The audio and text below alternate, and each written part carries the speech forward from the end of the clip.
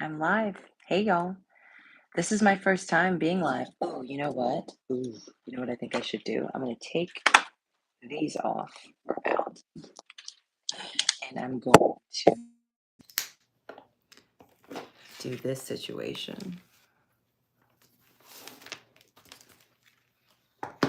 Try to give y'all the best possible sound quality. Oh, that's the wrong attachment. It's things I should have done before I decided to go live. Plug that bad boy in. That bad boy.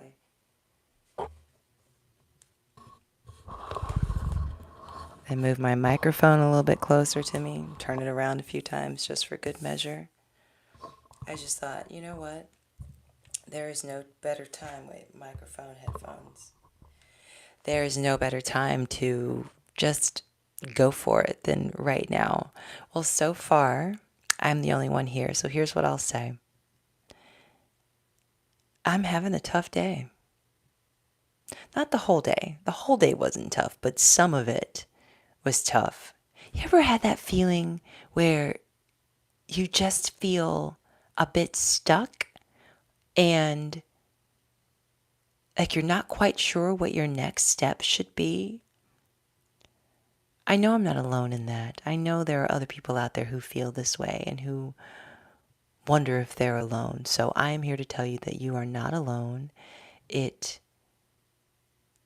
being the motherhood journey, for me at least, can feel all consuming all the time.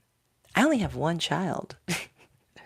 I don't know how people juggle having multiple children and the demands of those kids and your own life and possibly a spouse or partner, whoever you as a grown person choose to do life with. It, what I have learned in these 6 years of being a mother, doesn't really get easier. You just have to figure out the best ways for you to manage your time, your energy, your finances, all of it, right? For me, I'm 43. I live in Atlanta, Georgia. I have one child, an amazing husband, partner, friend. And even though I've lived in Atlanta for, my goodness, it's going on about 11 years. What? Atlanta, Georgia, 11 years. I don't know why I did that. Having lived in Atlanta now for 11 years, you think I know the city better. I don't. I don't. Because for the first 8 or so years of living here, I was so focused on my career. And at the time, I was a morning news anchor.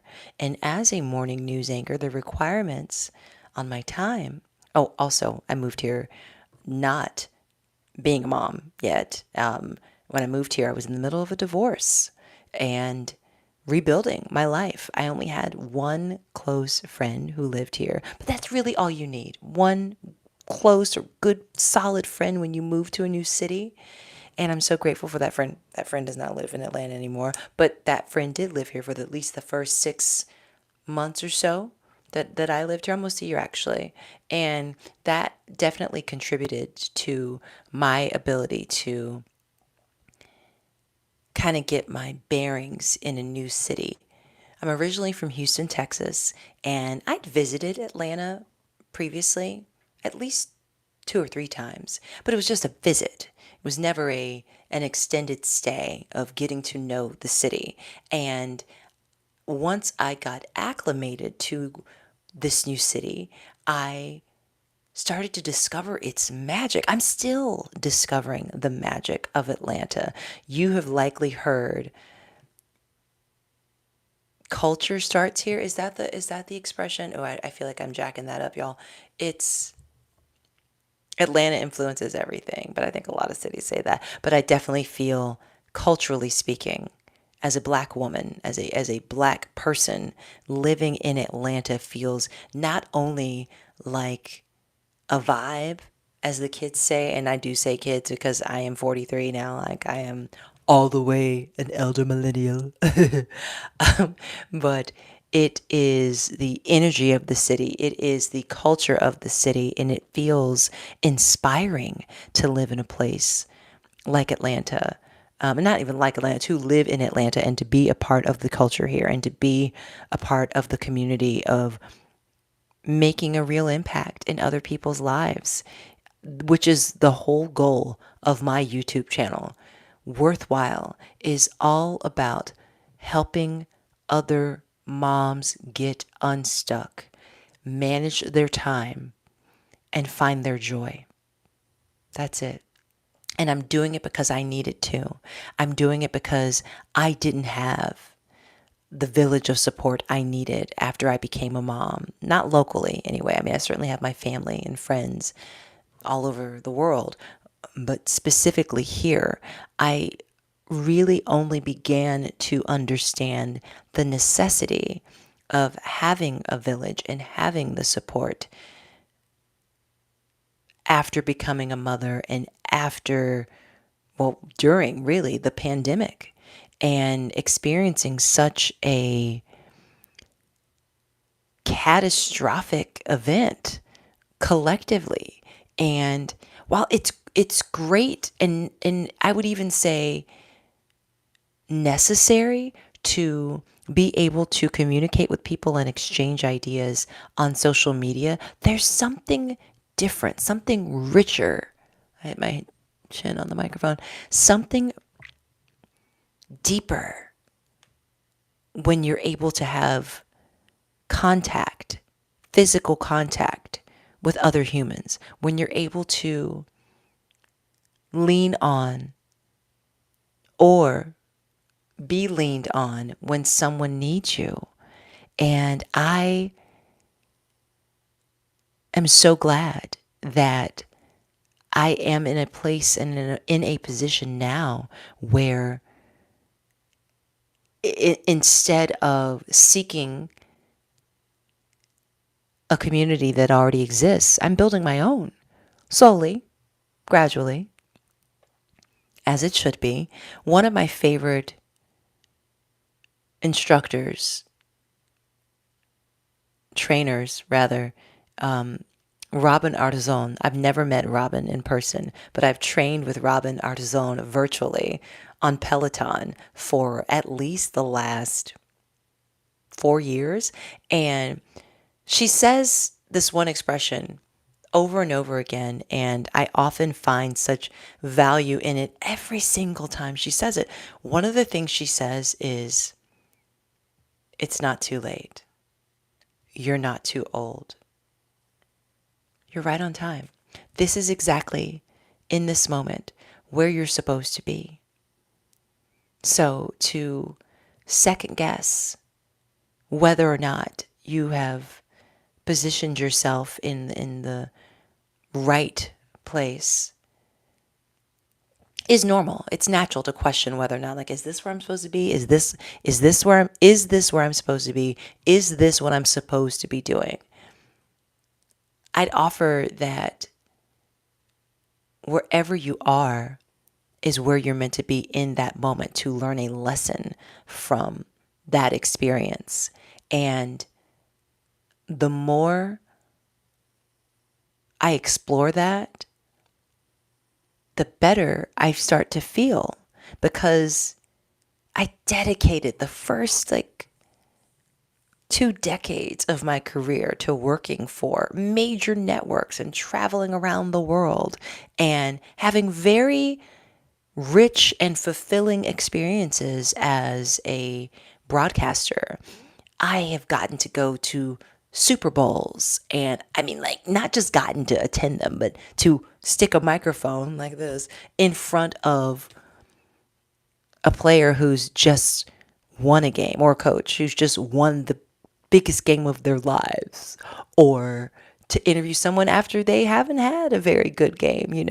I used to be a sideline reporter for the Detroit Pistons, so I traveled around the country with the Pistons, which was exciting, and so different from any job I'd had prior.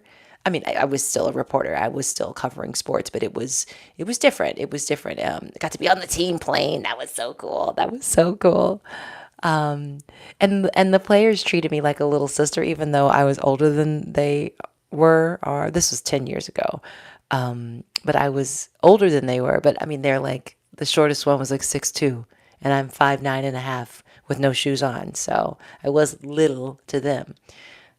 I'm the only person in this live right now, so I feel like this is a bit of a therapy session because I'm just chit chatting with myself. I saw something the other day where somebody talked about someone asked someone else, "What do you do for a living?" And the person answering the question was being extremely vague, intentionally so, obviously. And he says, this and that. I'm like, I'm going to use that. The next time someone says, "What do you do?" I'm going to say, this and that. Just to be vague.